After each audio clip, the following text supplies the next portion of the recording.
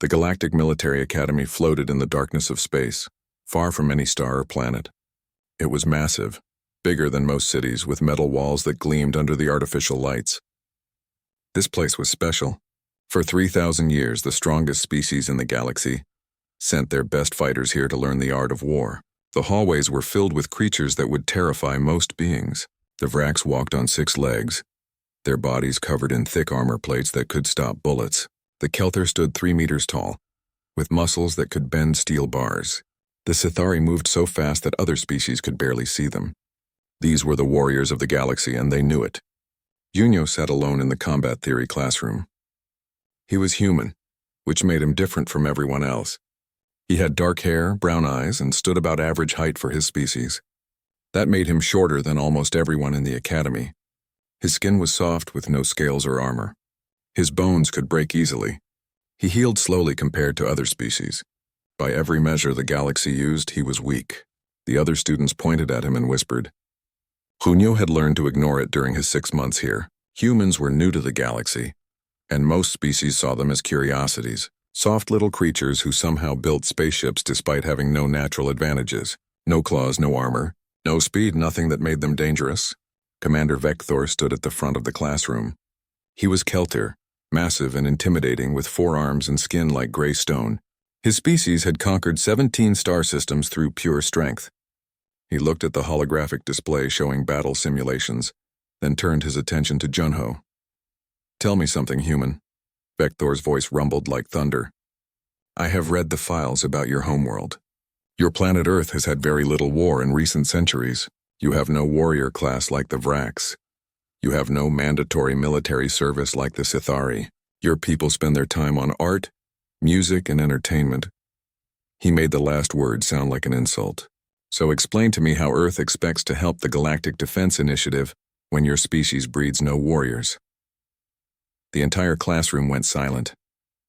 200 alien students turned to stare at Junho. Some looked curious. Others looked amused. A few looked sympathetic, as if they felt sorry for the weak human who was about to be humiliated. Junho stood up slowly. His movements were calm and controlled. Nothing about him suggested threat or anger. He looked like what he was, a young student in a classroom completely out of place among giants and predators. Permission to speak freely, Commander? Junho asked. His voice was steady and polite. Vector's mouth parts clicked together in what might have been amusement. The Kelthir thought this would be entertaining. Permission granted, Cadet. You are correct, sir, Junho said. We do not have a warrior class on Earth. We do not breed our people for combat like some species do. We do not have claws or armor plating. We do not heal quickly like the Vraks. We are not strong like the Kelthir. We are not fast like the Sithari. He paused for a moment, and something changed in his face. His expression remained calm, but his eyes became harder. He smiled, but it was not a friendly smile. But you have made an incorrect assumption, Commander. Vector leaned forward slightly. Explain, Cadet. You assume that because we do not have a warrior class, we are not warriors, Junho said. His smile grew a little wider, but it still did not reach his eyes. That assumption is wrong. Completely wrong. The classroom stirred. Some students laughed. Others whispered. A Vrax in the back row clicked his mandibles in what sounded like mockery. Vector held up one massive hand, and the room fell silent again. You claim humans are warriors despite all evidence to the contrary? I do not claim it, sir. I state it as fact, Junho replied. He kept his eyes locked on the commander. Every human is a warrior. We simply do not call ourselves that because we have learned it is better to pretend we are not. But the capacity is there. The training is there. The instinct is there. All of it. Interesting, Vector said. And can you prove this claim? Junho's smile became something different now, something that made a few of the closer students shift uncomfortably in their seats. It was the smile of someone who knew a secret that others did not. The smile of a predator that had been hiding in plain sight. Yes, Commander, Junho said quietly. I can prove it. Would you like a demonstration? The room erupted in noise. Students laughed, shouted, made bets. The idea of a human demonstrating warrior capability was absurd to most of them. Humans were the weakest species in the academy by far. They had no natural weapons. They were slow and fragile. What could they possibly demonstrate? But Commander Vector did not laugh. He had been a soldier for 70 years. He had fought in 12 wars across 9 star systems. He had learned to recognize danger in all its forms. And something about the way Junho stood, the way he smiled, the absolute confidence in his voice made the old warrior pause. "You wish to demonstrate your combat capability?" Vector asked. "Yes, sir. Against whom?" "Anyone you choose, Commander," Junho said. "1 opponent or 3, armed or unarmed. Whatever conditions you deem appropriate." The classroom went completely silent now. This was no longer amusing. This was either bravery or stupidity, and no one was certain which. Vector studied the young human for a long moment. Then he clicked his mandibles in decision. "Very well, Cadet Junho. Tomorrow morning, Combat Arena 7. You will face 3 opponents of my choosing. Standard Academy rules. Fight until incapacitation or surrender. No weapons, no armor, just hand-to-hand combat." He paused. "Are you certain about this, human?" "My species has a saying. Pride heals slower than broken bones." Junho did not hesitate. "I am certain, Commander. And my species has a saying too, never judge a book by its cover." "What does that mean?" "It means things are not always what they appear to be, sir," Junho replied. "You look at humans and see weakness. You see soft skin and fragile bones. You see a species with no claws, no fangs, no natural armor. You see prey, not predators. And what should I see?" Junho's expression became completely serious now. The smile was gone. "You should see a species that evolved on a death world, Commander. A species that had to fight for every single day of survival against creatures stronger, faster, and more dangerous than we were. You should see a species that learned to hunt in packs, to make weapons, to outthink enemies we could never overpower." He paused. "You should see a species that has been at war with itself for 10,000 years and is still here. Still alive. Still strong." The room was absolutely silent now. "Tomorrow morning, then," Vector said quietly. "Combat Arena 7. Be ready, Cadet Junho." "I am always ready, Commander," Junho said. "Every human is. We just usually choose not to show it." He sat back down and the classroom slowly returned to normal. But the other students looked at him differently now. The laughter was gone. The mockery was gone. In its place was something else. Uncertainty. Because Junho had not spoken like someone making empty boasts. He had spoken like someone stating simple facts. And that was much more frightening than any threat could have been. The combat arena was a huge spherical room, 50 meters across in every direction. The walls could change to look like any environment, forests, deserts, cities, or just empty space. Today it was set to basic mode, with a flat floor and plain gray walls. No distractions, just pure combat. Junho stood in the center wearing the standard training suit. It was thin fabric that provided no protection, no armor, nothing that would help in a fight. He wore no weapons. He had nothing but his body and his mind. Across from him stood 3 opponents. Commander Vector had chosen well. The first was Takren, a Vrax warrior. His body was covered in thick exoskeleton armor that could stop plasma fire. He had been in actual combat, fighting pirates near the Outer Rim. His 6 legs gave him perfect balance. His clawed hands could tear through metal. He was experienced and dangerous. The second was Liz, a Sithari female. Her species could perceive time differently than others. Where everyone else saw normal speed, she saw everything move 10 times slower. She could react before most beings even knew what was happening. She was fast, impossibly fast, and had won every combat match in her training class. The third was Brock, a Kelthir male even larger than Commander Vector. He stood 3.5 meters tall and weighed over 400 kilograms. His muscles could crush bone. His skin was thick as leather. He had trained in Kelthir combat arts since childhood, learning techniques passed down for thousands of years. 3 senior students, 3 different species, 3 different advantages, against 1 human. The observation deck above the arena was packed with students and instructors. Everyone wanted to see this. Most expected to watch the human get destroyed in seconds. A few felt bad about it but wanted to see anyway. Combat was combat, and these were warriors in training. Commander Vector's voice boomed across the arena. Standard combat rules apply. Fight until one side is incapacitated or surrenders. Lethal force is not permitted. Medical teams are standing by. He paused. Begin! Liz moved first. To everyone watching from above, she seemed to blur across the arena. One moment she was 30 meters away. The next moment she was on Junho, her claws extended, going for a strike that would end the fight immediately. But Junho was not there. He had moved just before she committed to her attack. Not away from her. Toward her, he slipped inside her guard, past her extended arms so close that her superior speed actually worked against her. She could not pull back fast enough. Could not adjust. His elbow came up in a short, sharp strike. It hit her throat at exactly the right spot, the one place where Sithari physiology was vulnerable. Liz made a choking sound and staggered back. Junho did not follow up. Instead, he grabbed her shoulder and used her own momentum to spin her around, directly into Brock's path. The massive Kelthir had charged the moment the fight started. His species favored overwhelming force and direct attacks. He had intended to crush the human quickly and efficiently, but now his teammate was in the way. Brock tried to stop. He really did. But 400 kilograms moving at full charge cannot stop instantly. He crashed into Liz and they both went down in a tangle of limbs. 5 seconds into the fight, 2 opponents were on the ground. Takren circled carefully, his 6 legs moving in perfect coordination. He had been watching. He had learned. The human was not stronger or faster, but he knew things. He understood weak points. He used positioning and timing instead of raw power. "Your armor is impressive," Junho said as they moved in a slow circle. His voice was calm, conversational, as if they were not in combat. "It evolved to protect you from direct impacts." "Very efficient design." Takren said nothing. He was not going to be distracted by words. "But evolution always makes compromises," Junho continued.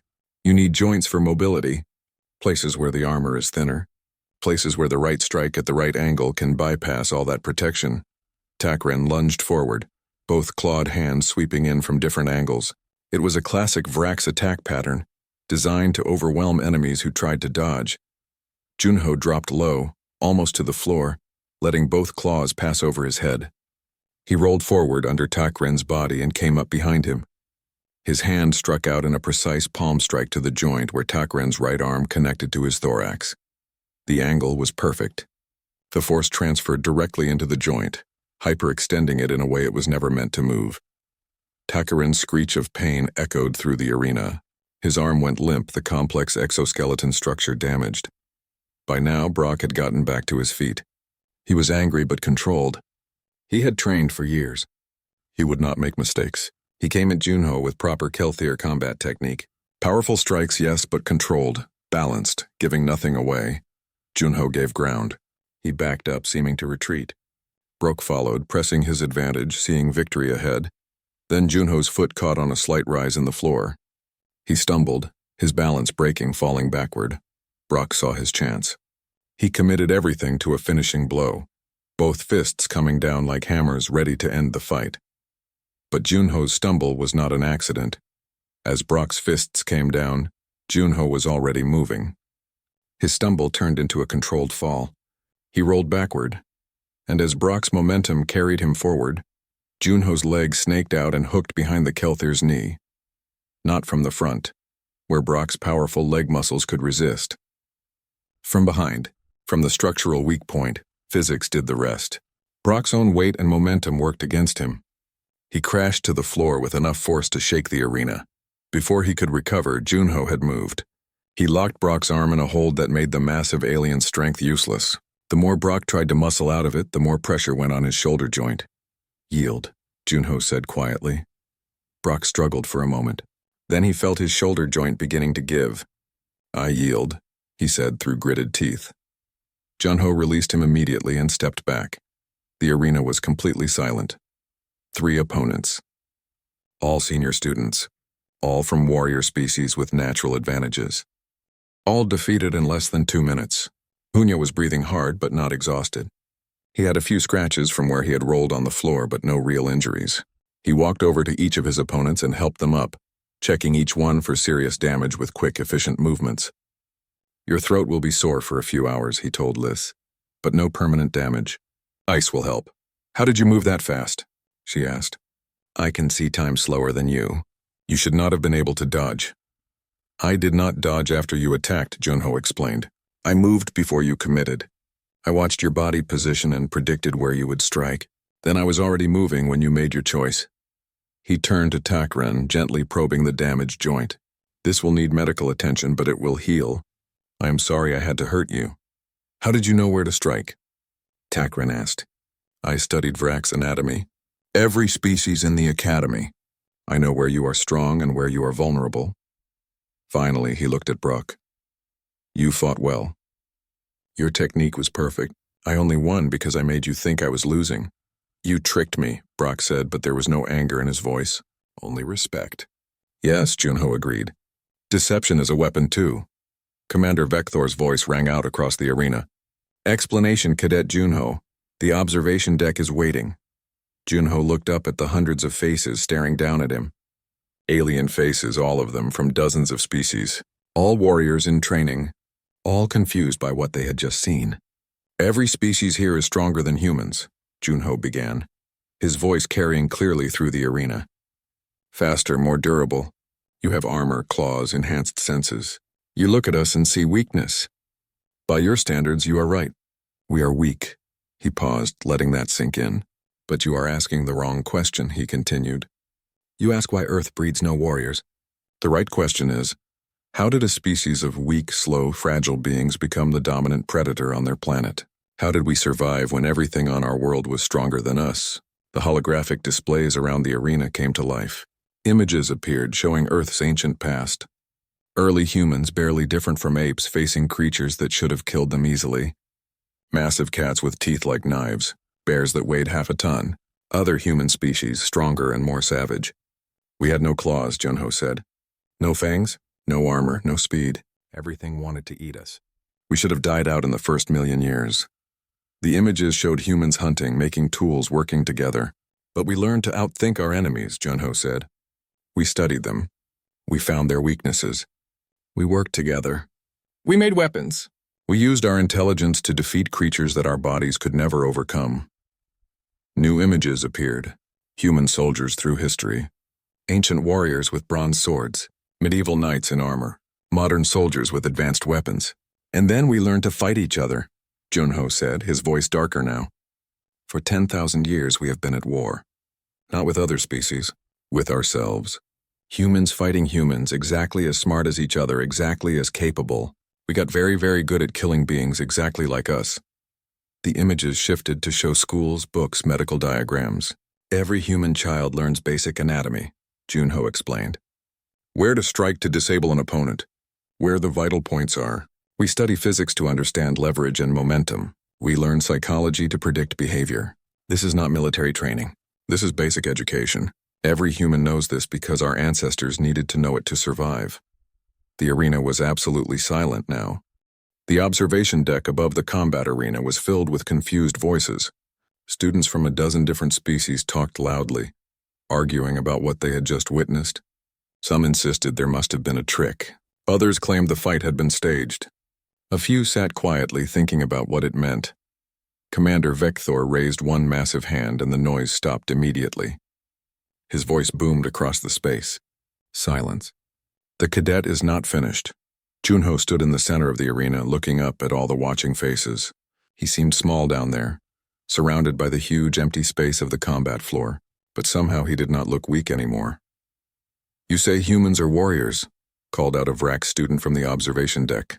But your homeworld has been at peace for centuries. How can you claim to be warriors when you do not fight? We do not fight now, Junho said. That does not mean we cannot fight. It means we choose not to. He pulled up new images on the holographic display. Let me show you what happens when humans do fight.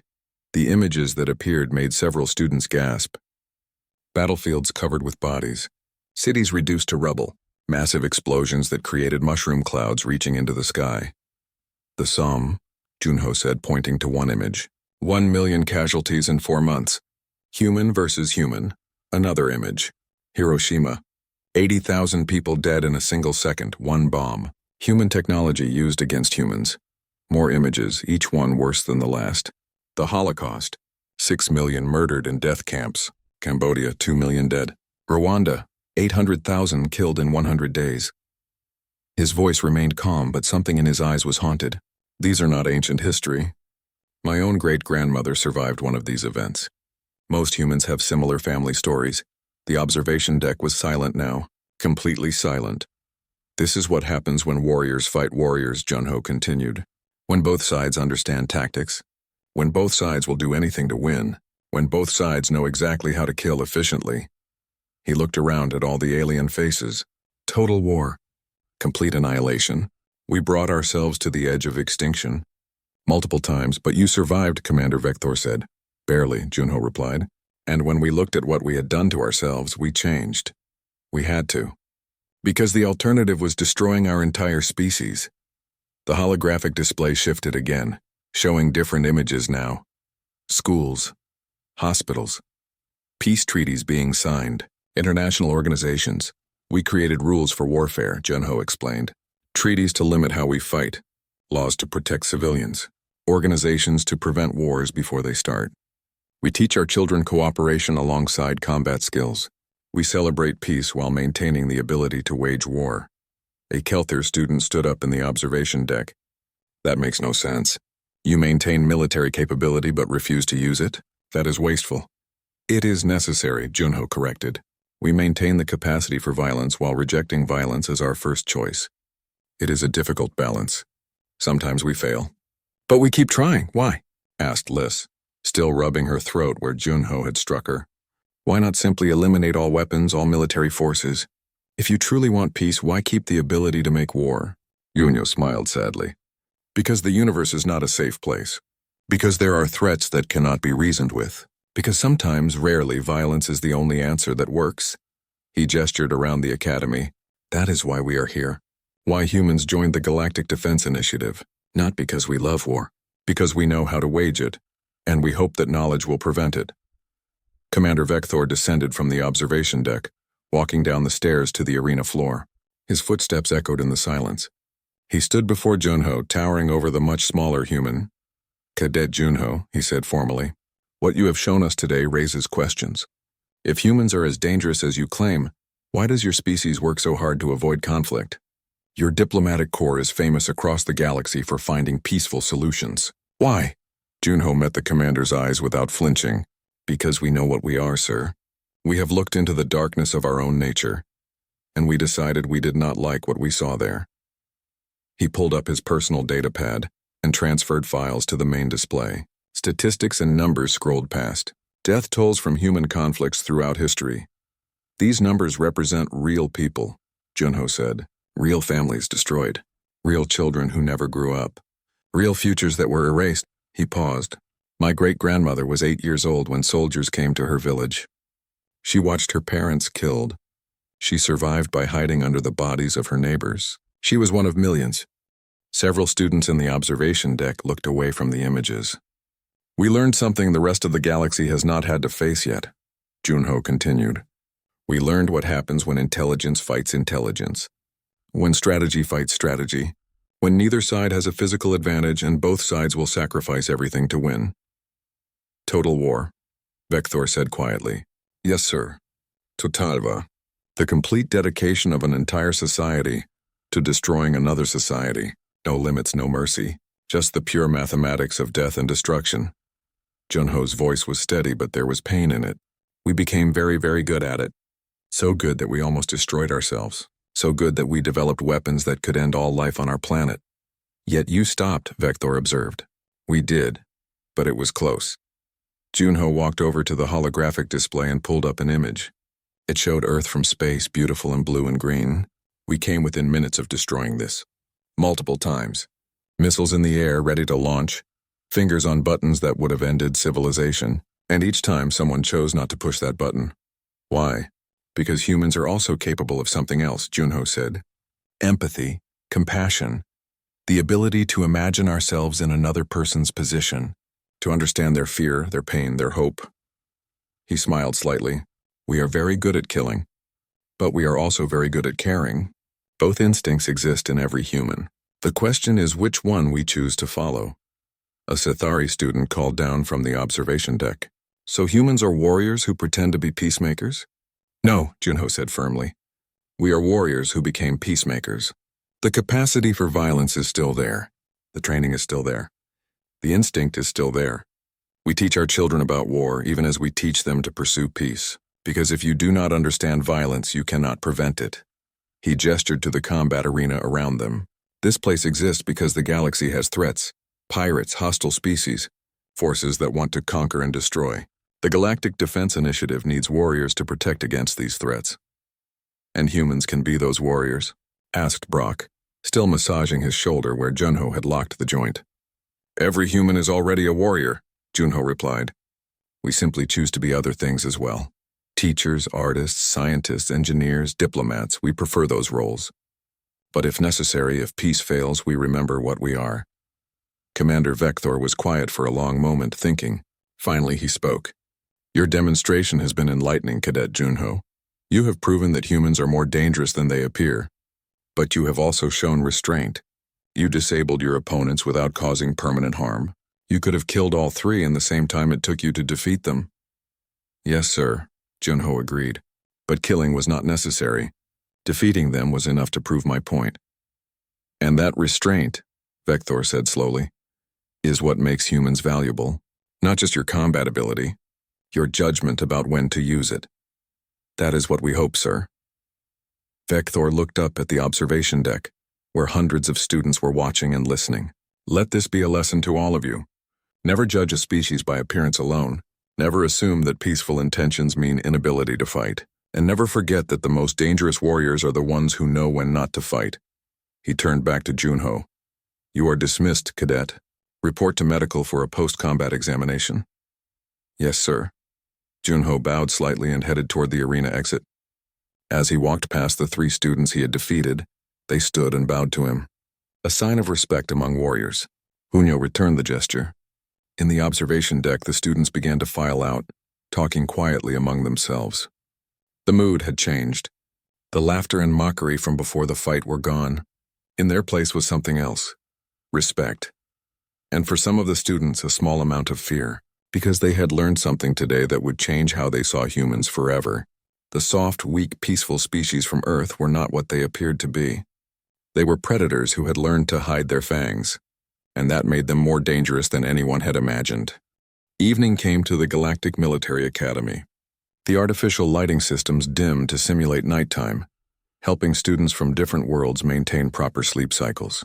The corridors grew quiet as most cadets retired to their quarters. Junho sat in his small room reviewing the day's combat footage. He watched himself move, looking for mistakes, for ways to improve. It was a habit every human combat instructor had drilled into him. Always learn from your fights, even the ones you win. A message appeared on his personal console. Cadet Junho, report to Commander Vector's office immediately. Junho saved his review and made his way through the empty corridors. He wondered if he was in trouble. Sometimes demonstrations like today's backfired, made people afraid instead of understanding. The commander's office was located in the administrative section of the academy, behind heavy doors marked with the symbols of the Galactic Defense Initiative. Junho pressed the entry chime and waited. Enter, came Vector's rumbling voice.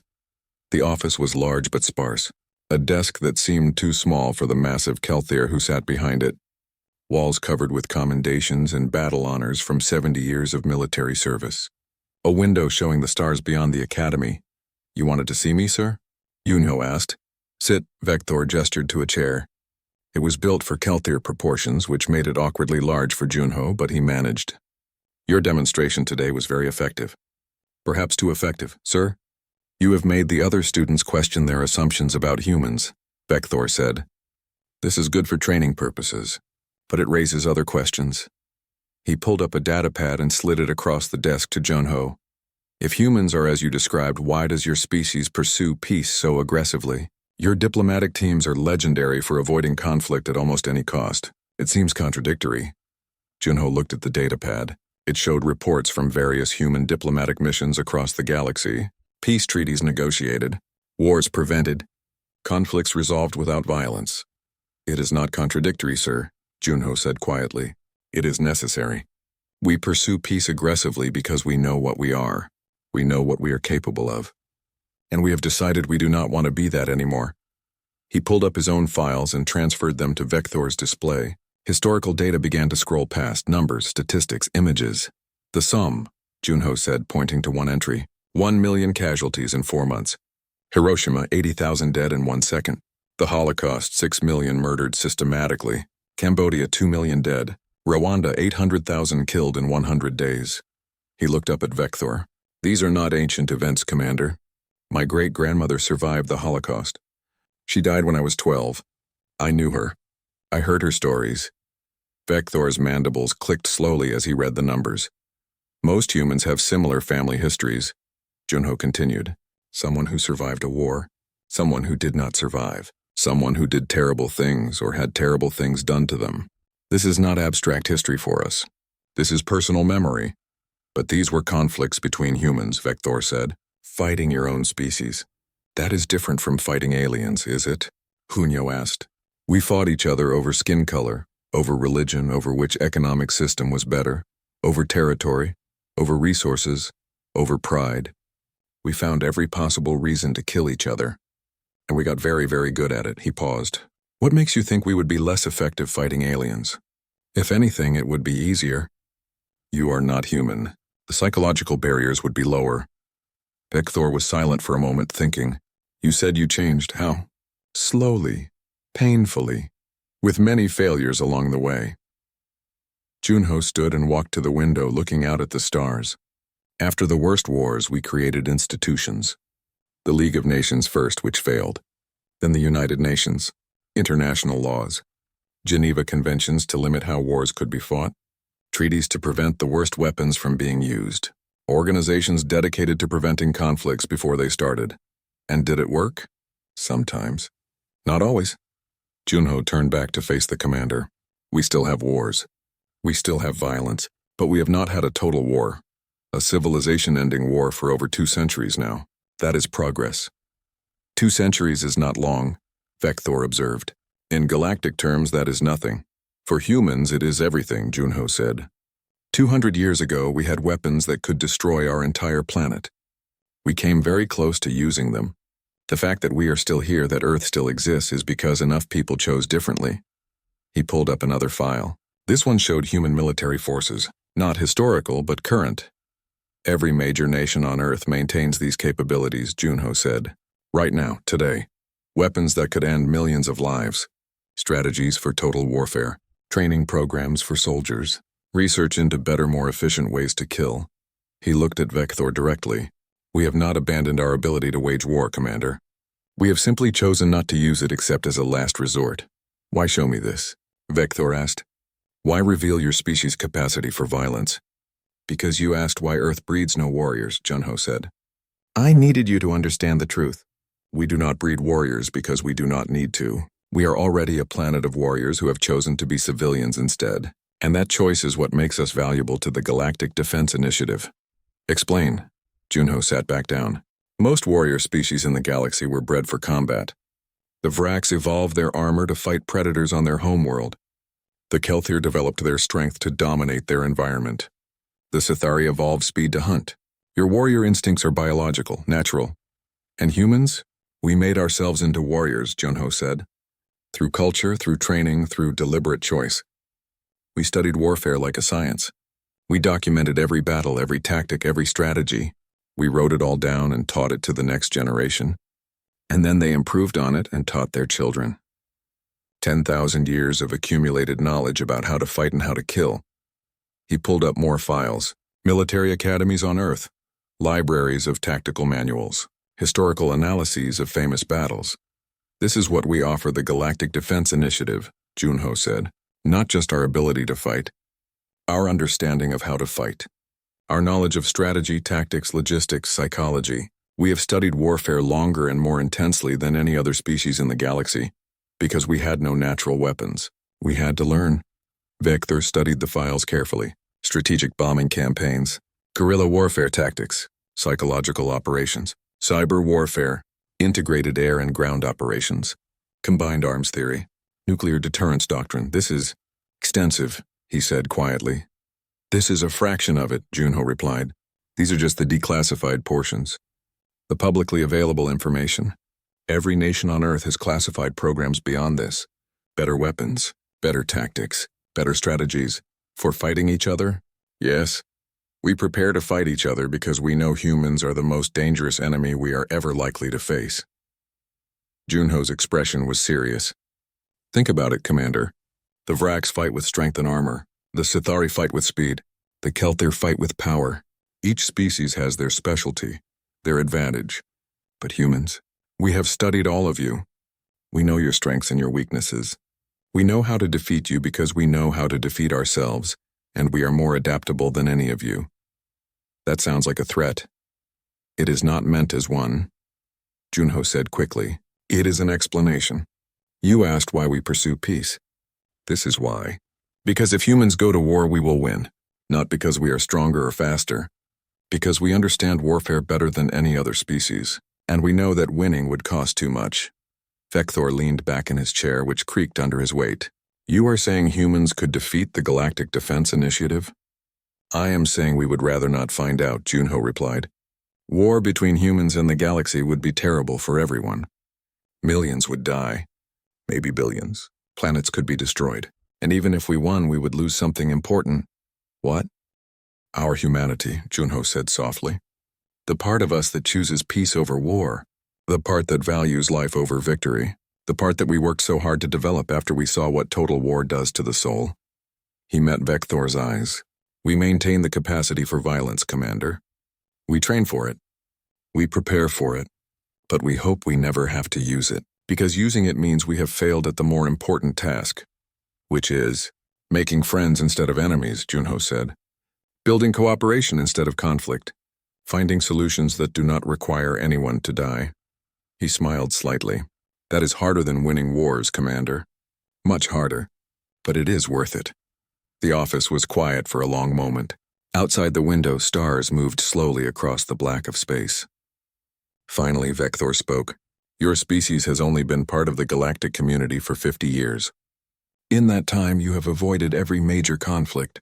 You have negotiated peace between species who were at war for centuries. You have contributed minimal military forces despite your population. Many species see this as cowardice.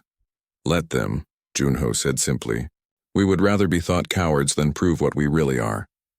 And what are you really? Junho's smile faded. The most dangerous species in the galaxy, Commander. A species that spent 10,000 years perfecting the art of killing our own kind. A species that developed weapons that could end all life on a planet and then chose not to use them. A species that knows exactly how terrible war can be because we have done it to ourselves over and over again. He stood. That is what you would get if you ever push humans to actual war. Not warriors, not soldiers. Something worse. A species with nothing left to lose and 10,000 years of experience in total warfare. But you hope it never comes to that. We will do everything in our power to prevent it, Junho agreed. Everything. That is why we are here, why we joined the Galactic Defense Initiative, to help protect the galaxy so that nobody ever has to learn the lessons we learned, to share our knowledge of warfare so it can be prevented. Vector nodded slowly. I understand now. Thank you for your honesty, Cadet Junho. Thank you for asking, sir. Junho moved toward the door, then paused. Commander? One more thing, yes? The demonstration today. That was me holding back. Significantly. I wanted to show capability without causing real harm, but in actual combat without rules, without restraint. He let the sentence hang unfinished. I understand, Vector said quietly. Junho left the office and Vector sat alone with the files the human had shared. He read through them carefully, understanding more with each page. Finally, he pulled up his communication system and began typing a report to the Galactic Defense Initiative headquarters. Subject, reassessment of human military capability. He had much to tell them. 3 months passed since Junho's demonstration in the combat arena. Life at the Galactic Military Academy continued its normal rhythm. Classes on tactics, weapons training, combat simulations.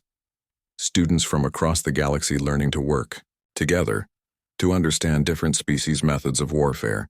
But things had changed in subtle ways. The human cadets were no longer mocked or dismissed.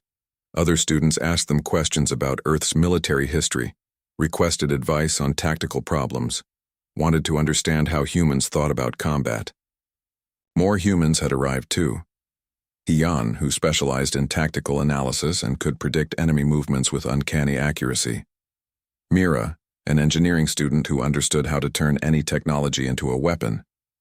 Dae-hyun, a pilot who flew with creativity that broke every rule but somehow worked. Sujin, a medical student who knew anatomy so well she could heal or harm with equal precision. Dozens more, all humans, all hiding their capabilities behind friendly smiles and polite cooperation. Then the crisis came. It started with alarms blaring through the academy at 3 in the morning. Emergency lights flashed red. The communication system crackled to life with Commander Vektor's urgent voice. All students to emergency stations. This is not a drill. We are under attack. Junho was already moving before the announcement finished. He pulled on his uniform and grabbed his personal datapad, checking the tactical situation. His door opened and other human students poured into the corridor, all of them alert and ready despite the early hour. "What do we have?" asked Hyun, her eyes already focused on her own datapad. 12 ships, syndicate markings, Junho replied. The syndicate was the galaxy's largest criminal organization. Pirates, slavers, and worse.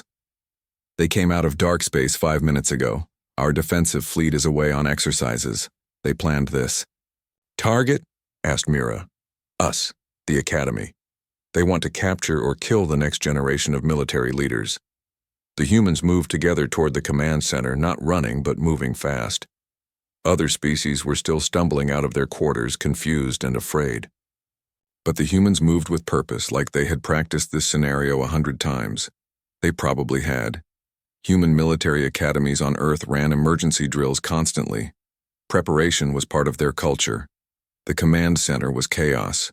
Instructors were trying to organize an evacuation. The Academy's automated defenses were firing, but 12 ships were too many. The shields would not hold for long. Commander Vektor stood at the central console, his face grim. He saw the humans enter and shook his head.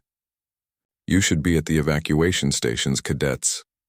"With respect, sir," Junho said. "We can help. You are students, not soldiers." "We are humans, sir," Hyun said, stepping forward. Her fingers were already moving across a tactical display without permission, analyzing the attack pattern. "We have been soldiers since before we had written language. Let us help." Vektor looked at them. Really looked. These young humans who seemed so harmless in normal times. But this was not normal times, and he remembered what Junho had told him 3 months ago. "Every human is a warrior. What do you need?" he asked. "Access to the Academy's systems," Mira said immediately. "Engineering controls." "Pilot authorization for the shuttle bay," Daehyun added. "Tactical command authority," Hyun requested. "Medical bay access and trauma supplies," Sujin said. Vektor made a decision. He entered his command codes into the system. "Granted, all of it. Do not make me regret this." "You will not, sir," Junho promised. What happened next would be studied in military academies across the galaxy for years to come. Mira and her engineering team did not try to boost the shields or increase weapon power. Instead, they turned everything in the academy into a weapon. Maintenance drones were reprogrammed with new flight paths that sent them smashing into enemy fighters. Environmental controls were weaponized, venting atmosphere from corridors where enemy boarding teams tried to enter. Power conduits were overloaded to create directed electromagnetic pulses that fried enemy equipment. Every system is a weapon. "If you understand it well enough," Mira explained to the amazed Vrax engineer watching her work. "Humans learned this because we had to fight with whatever we had. Improvisation is our specialty." Daehyun took the Academy's shuttles, unarmed transport vessels never designed for combat, and turned them into something terrifying. He flew them like missiles, accelerating toward enemy ships and ejecting at the last second. The shuttles crashed into enemy vessels with devastating effect, while Daehyun and the other human pilots floated safely in spacesuits, waiting for pickup. "The shuttle is already destroyed if we do nothing," Daehyun explained to his instructor. "So we lose nothing by using it as a weapon, and enemy ships are not expecting unarmed transports to ram them. The psychological effect is significant. He also flew in ways that should have killed him, turns that generated forces no species should survive. Maneuvers that defied basic safety protocols. But humans had been pushing the limits of physics in atmospheric flight for centuries. They knew exactly how much force their bodies could take and flew right at that edge. Hyun coordinated everything from the command center. She predicted enemy movements before they happened, reading the battle like she could see the future. She could not, of course. She simply understood tactics and psychology so well that she knew what the enemy would do. They will send boarding. Teams here, here, and here, she told the defense coordinator, pointing to 3 locations on the academy map. Not because these are the best tactical positions, but because human psychology says these locations feel safe. They will choose them without knowing why. She was right every time. And when enemy boarding teams made it onto the station, they found Junho and the combat-trained humans waiting. Not in defensive positions, not following standard military doctrine. Hunting. The humans moved through the corridors in small teams, using tactics that were thousands of years old. They set ambushes, they used the environment, they made noise. In one location to draw enemies into traps somewhere else. They turned off lights in sections, then attacked from the darkness. A Varax pirate turned a corner and saw an empty corridor. He moved forward cautiously. The floor gave way beneath him, weakened precisely by Mira's team. He fell 3 levels into a section where Junho waited with 2 other humans. The fight lasted 5 seconds. A Sithari pirate, confident in her superior speed, chased what she thought was a fleeing human. She ran directly into a trap where Sujin had rigged medical supplies into an improvised flashbang. The Sithari's enhanced time perception made the flash last even longer for her. Blinded and disoriented, she never saw the strike that ended the fight. The pirates had expected resistance. They had expected military cadets following training protocols. They had expected a normal fight. They got humans instead. Humans who had studied warfare for 10,000 years. Humans who fought dirty because clean fighting was for people with physical advantages. Humans who used every trick, every tactic, every psychological weapon they had ever developed. The pirates broke. Not because they were physically defeated, but because they were afraid. These soft, small creatures were not fighting like victims. They were fighting like predators who had been waiting for prey to arrive. 4 hours after the attack began, the Academy's defensive fleet returned. They found the pirate force destroyed or captured, enemy ships disabled by improvised weapons, boarding teams imprisoned or dead, student casualties minimal, mostly minor injuries, pirate casualties extensive. The fleet commander stared at the tactical reports in disbelief. How? He asked Commander Vector. The humans, Vector said simply. They helped. News of the Academy defense as it became known spread across the galaxy within days. Footage of human students turning maintenance drones into missiles, ramming shuttles into warships, hunting pirates through darkened corridors. It was incredible. It was terrifying. It was undeniably effective. Galactic news networks showed the footage constantly. Commentators analyzed it. Military experts tried to understand it. And they all came to the same conclusion. Humanity had been hiding its true nature. These were not peaceful civilians who happened to fight well. These were warriors who had been pretending to be civilians. A week after the attack, Junho found himself back in Commander Vector's office. The Kelther sat behind his desk looking tired but satisfied. The Galactic Defense Initiative Council wants to meet with human representatives, he said. They want to discuss increasing human participation in military operations. They want advisors, trainers, tactical consultants. They want what you demonstrated during the attack. We will provide it, Junho said. On one condition. Name it. We share everything, Junho said firmly. Every tactic, every strategy, every lesson we learned from 10,000 years of warfare. We make it available to all species in the Galactic Defense Initiative. We do not keep it as human secrets. Why would you give away your advantages? Because the goal is not to make humans the galaxy's warriors, sir. The goal is to make the galaxy safe, to prevent wars before they start, to make sure that if wars do happen, they end quickly with minimal casualties. Junho leaned forward. We learned our lessons through terrible cost. Millions dead, billions suffering, entire civilizations nearly destroyed. We do not want anyone else to have to learn those lessons the hard way. And if sharing your knowledge makes other species as dangerous as humans, then they will also understand why we choose peace, Junho said. When you truly understand warfare, when you know how terrible it can be, you work harder to prevent it. That is the real lesson we want to teach. Not how to fight, how to avoid fighting. Vector's mandibles clicked slowly, You are unusual warriors, Junho. Most species who gain power want to keep it, want to use it to dominate others. We tried that, Junho said quietly. It did not work well. Empires rise and fall. Conquerors become conquered. Power creates enemies who eventually find ways to take that power away. He smiled. We learned it is better to have friends than subjects. Better to be respected than feared. Better to cooperate than dominate. Even though you could dominate if you chose. Especially because we could, Junho said. Power without restraint is tyranny. Strength without mercy is cruelty. We know this because we have been tyrants and we have been cruel. And we decided we did not like what it made us become. The commander was quiet for a moment. Then he asked the question that had been bothering him since the demonstration 3 months ago. You said every human is a warrior. That all of you are trained for combat even if you do not realize it. How can you maintain a peaceful society with an entire population of warriors? That is the challenge we face every day, Junho admitted. We teach empathy alongside tactics, cooperation alongside combat. We celebrate peace while maintaining the ability to wage war. We honor those who avoid fights, not just those who win them. He paused. It is a delicate balance. Sometimes we fail, but we keep trying. Because the alternative is what we were, and what we were almost destroyed us. And if the galaxy needs humanity's warriors, if peace fails despite everyone's efforts, Junho's expression became serious. Then we remember what we are. We stop pretending to be harmless. We use 10,000 years of accumulated knowledge to end the threat as quickly and efficiently as possible. His voice grew harder. And then when the threat is gone, we go back to being peaceful. We do not let victory corrupt us. We do not become conquerors. We remember that being a warrior is something we do, not something we are. You make it sound simple. It is not simple at all, Junho said. It is the hardest thing humans have ever tried to do.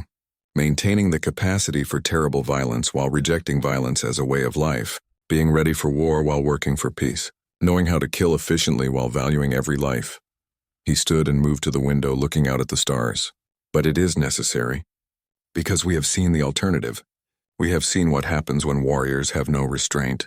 When power has no limits. When violence becomes the first answer instead of the last resort. Total war, Vector said. Yes, total war. Complete annihilation. The end of everything we built, everything we are, everything we could become. Junho turned back from the window. So we choose differently. Every day, every human, we choose to be peaceful. And that choice, that constant choice to be better than our worst instincts, that is what makes us valuable to the Galactic Defense Initiative. Commander Vector stood and walked to stand beside Junho at the window. Together they looked out at the galaxy spread before them. Millions of stars. Billions of beings, all trying to survive in a dangerous universe. Your species is remarkable, Junho, Vector said quietly. And I think I finally understand the answer to my original question. Which is, why Earth breeds no warriors, Vector said. The answer is that Earth breeds nothing but warriors. You are a planet of soldiers who have chosen to be something else, and that choice is what makes you dangerous, because you can choose to be soldiers again whenever necessary. Junho smiled. Yes, sir. That is exactly right. They stood in silence for a moment, watching the stars. Finally, Vector spoke again. The galaxy is going to change because of what happened here. Humanity's secret is out. Everyone knows now what you are capable of. Good, Junho said. We never wanted to keep it secret forever. We just wanted people to understand the full picture, not just that we can fight, but why we choose not to. And if they do not understand, if they only see the danger and not the restraint, then we keep demonstrating both, Junho said. We show the galaxy that humans can be trusted with power because we know what power costs. We prove that warriors can choose peace. We teach by example. He turned away from the window and headed toward the door. Before leaving, he paused and looked back at the commander. You asked if I wanted to give you a demonstration, sir. I think the Academy defense was a better answer than my combat match 3 months ago. Why? Because it showed not just how humans fight, Junho said, but why we fight. To protect others. To end threats quickly so peace can return. To use violence as a tool for peace, not an end in itself. He smiled one more time. That is the real demonstration. Not that humans are warriors. But that we are warriors who chose to be peacemakers. And when peace fails, we remember what we are just long enough to restore it. Then he left and Commander Vector stood alone in his office, thinking about everything he had learned about humans. They were not what they appeared to be. They were so much more dangerous, and so much more valuable, because they understood both war and peace. And they had chosen peace despite knowing war so well. That was the real answer to his question. Earth did not breed warriors. Earth bred humans, and that was far more impressive.